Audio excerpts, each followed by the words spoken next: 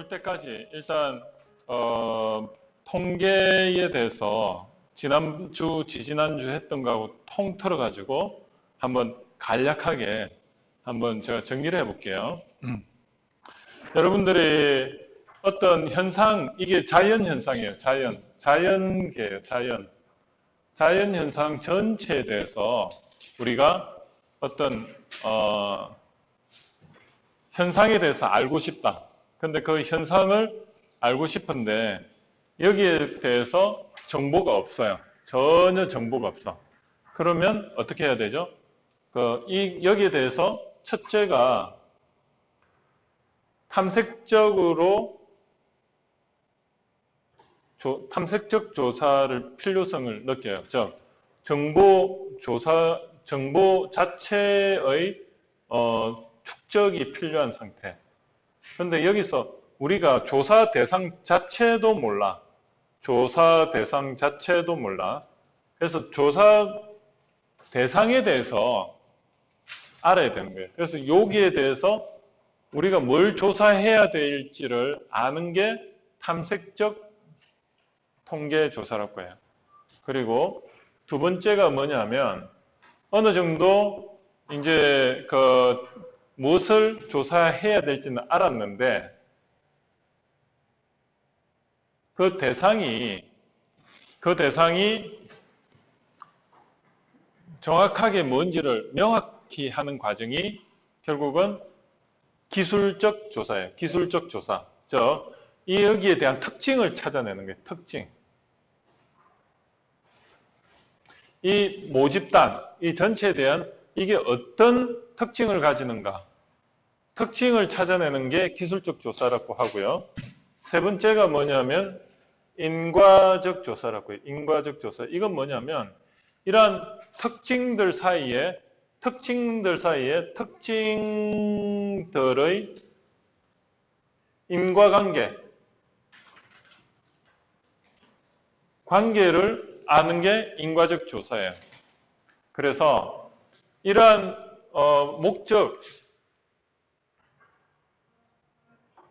목적에 대해서 그러면 어떻게 조사를 해야 되는가를 한번 따져보니까 이게 첫 번째 단계. 두 번째 단계가 뭐냐 하면 여기에 이러한 거를 목적을 위해서는 첫 번째 단계가 2차적 정보를 먼저 조사를 해야 돼. 2차적 정보가 뭐냐? 2차적 정보가 뭐가 있죠?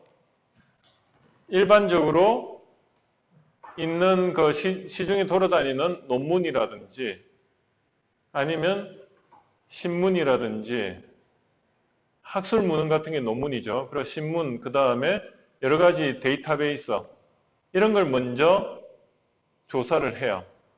자료 수집 조사를 해요.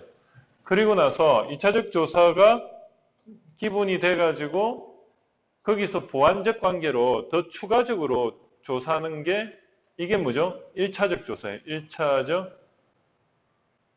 정보를 조사하는데 1차적 조사에는 크게 두 가지가 있어요. 하나는 정성적 조사가 있고 두 번째는 정량적 조사가 있더라.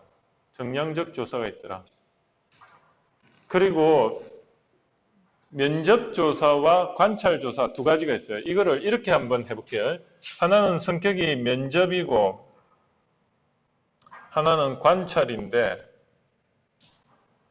그래서 이렇게 한번 쭉 해볼게요. 이렇게 분류를 하면 좋을 것 같아요. 그럼 정성적 조사에서 관찰 조사도 있고 면접 조사도 있는데 정량적 조사에서 면접 조사가 설베이예요.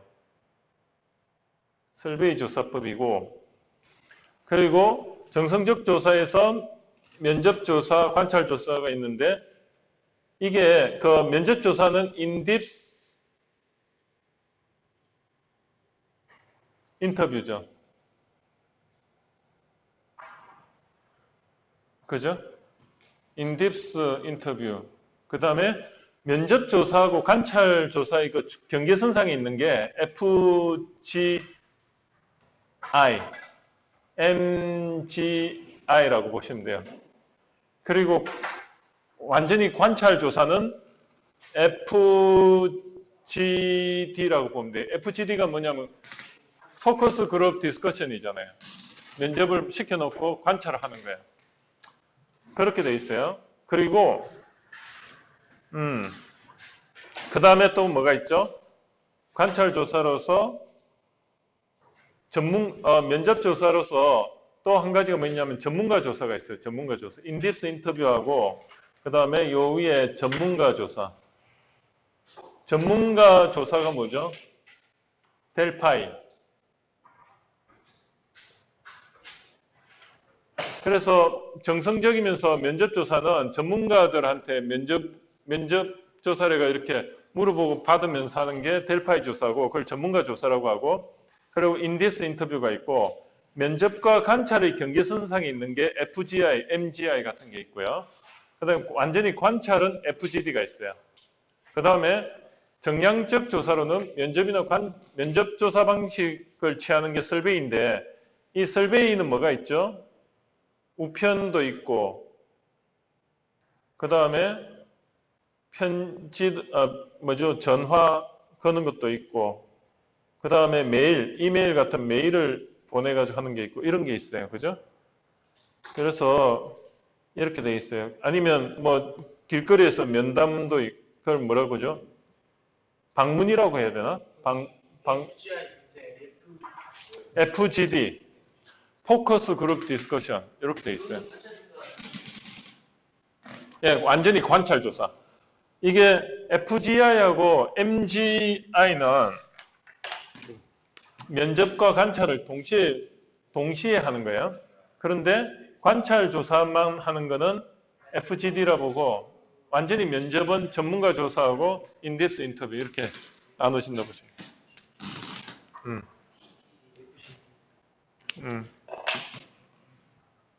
그죠? 자, 이렇게 해서 자료를 조사를 했어. 그리고 나서 어떻게 하죠?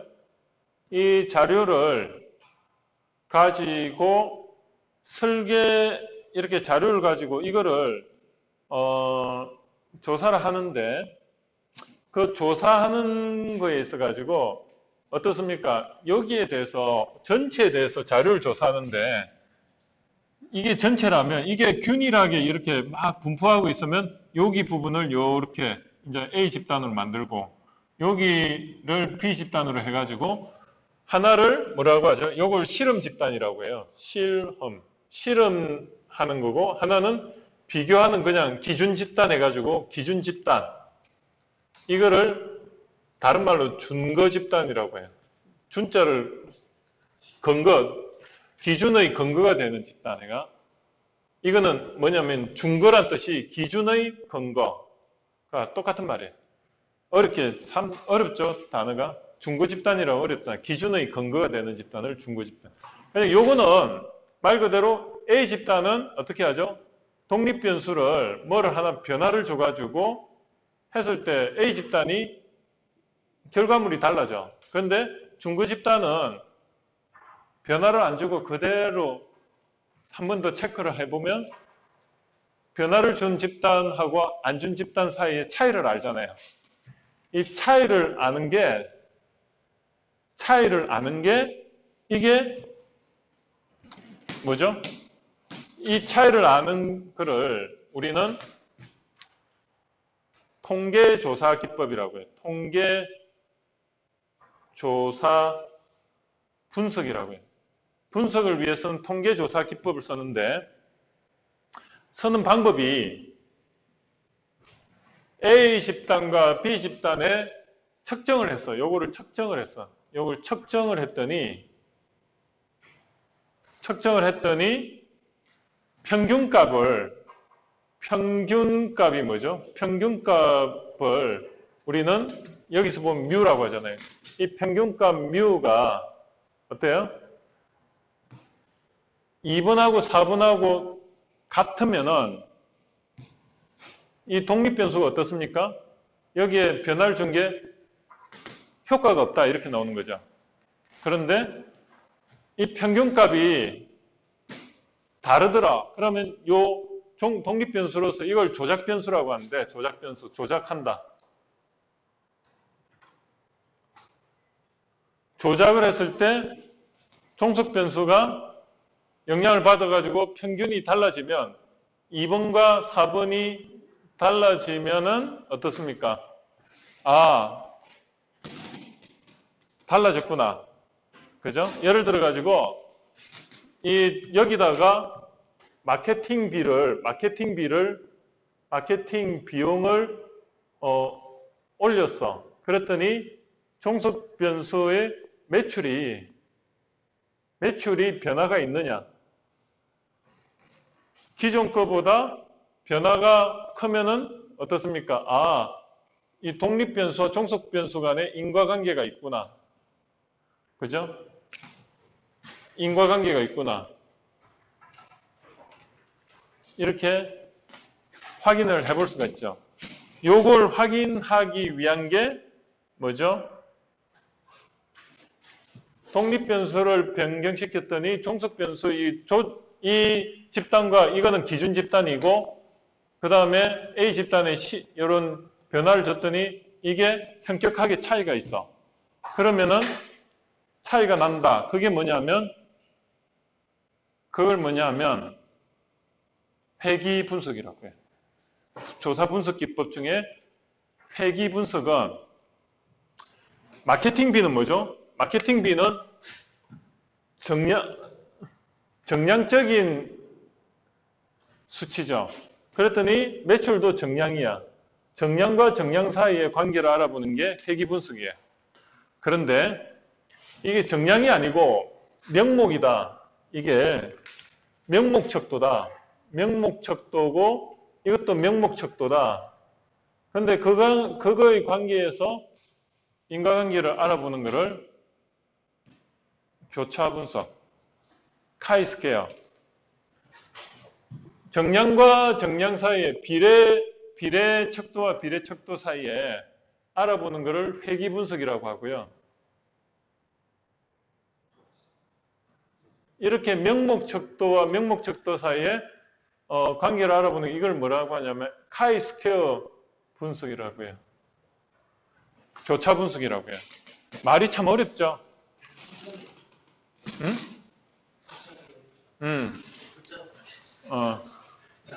잘 안 보여요. 근데 이 정도밖에 할 수가 없어요. 일단 다음에 또 설명할게요. 이거를 말을 있잖아요. 이렇게 어렵게 만든 회귀 분석하면 한자로 그 의미가 있는데 회귀한다, 수렴한다. 그래서 회귀 분석이라는데 참 어려워. 그리고 이게 명목척도 마케팅비가 아니고, 뭐, 예를 들어가지고, 남자와 여자의 관계가, 이걸 하나는, 이게 그 성별에 따른 명목척도가 뭐 있을까? 성별에 따른 선호도 조사, 뭐 이런 거 있죠. 남녀의 성별에 따른 어떤 제품의 선호도 조사, 이거는 좋다, 싫다도 명목이고, 결과가, 그 남녀도 명목이잖아요. 그럴 때는 관계 분석 중에 이 카이스케어 분석을 해요. 이렇게 하는 거를 어떤 조사 기법을 쓰는가가 통계 조사. 그러니까 이게 통계 기법이에요, 그죠? 요런 게 통계 기법을 뭘 쓸 건가?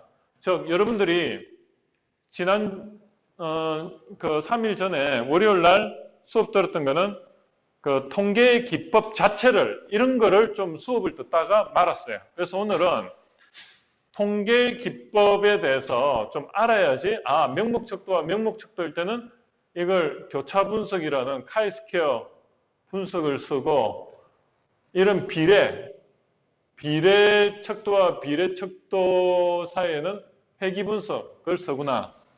이런 거를 한 10가지가 있어요. 10가지를 여러분들이 알고 있을 때 통계 기법을 적용할 수가 있고, 그죠? 그러면 오늘은 이 통계 기법에 대해서 하나하나 이야기를 할 거고, 거기에 대해서 예를 하나씩 들어가면서 할 겁니다. 그거를 그냥 통계 기법 설명만 하면 여러분들 이해가 안 돼요. 그래서 오늘 그 SPSS라는 프로그램을 깔 거예요. 깔고 그거의 메뉴를 보면서 그 통계 기법을 하나 해보면 감이 올 겁니다. 오늘 그까지 할 거예요. 그리고 엑셀을 이용한 통계 기법은 사실 여러분들 도움이 하나도 안 돼. 엑셀은 그냥 엑셀로서만 쓰시면 되고, 엑셀을 가지고 뭔가 이렇게 통계 기법을 돌려고 한다? 그건 시간 낭비입니다. 어떤 의미냐면, 지금 시대가 스마트폰 시대잖아요. 그 스마트폰 시대에 피처폰을 가르치는 거와 똑같은 거예요. 피처폰 사용합니까? 그거와 똑같아요. 무슨 말인지 알죠? 강의 교환에는 엑셀을 이용한 통계 기법 뭐 이렇게 돼 있는데 여러분들은 그걸 이거야. 운전을 하는데 초보자한테 스틱이 달린 자동차를 주고 운전하라는 게 좋습니까? 아니면은 오토매틱을 처음부터 하라는 게 좋습니까? 그거와 같아요. 처음에 지금 차를 운전을 처음 한 사람인데 나중에 운전을 해가지고 법규도 알고 뭘 좀 여유가 있을 때 그때는 스틱을 또 도전해도 돼요. 근데 처음부터 지금 앞에 속도도 뭐 한 4, 50km 가면 엄청 빨리 가는 느낌인데다가 조작까지 이게 미숙이 되면 안 되잖아요. 어떤 의미인지 알죠? 뭐라도 하나 제대로 해놓고 그 다음에 깊이 들어가야지 처음부터 엑셀을 가지고 통계 기법을 공부한다? 엑셀도 이해를 해야 되고 통계 기법도 이해해야 되고 그리고 통계 기법을 적용하는 이론도 알아야 되고 정신이 하나도 없죠. 엑셀로 만약에 통계 기법 한다면 엑셀 공부하다 끝나요.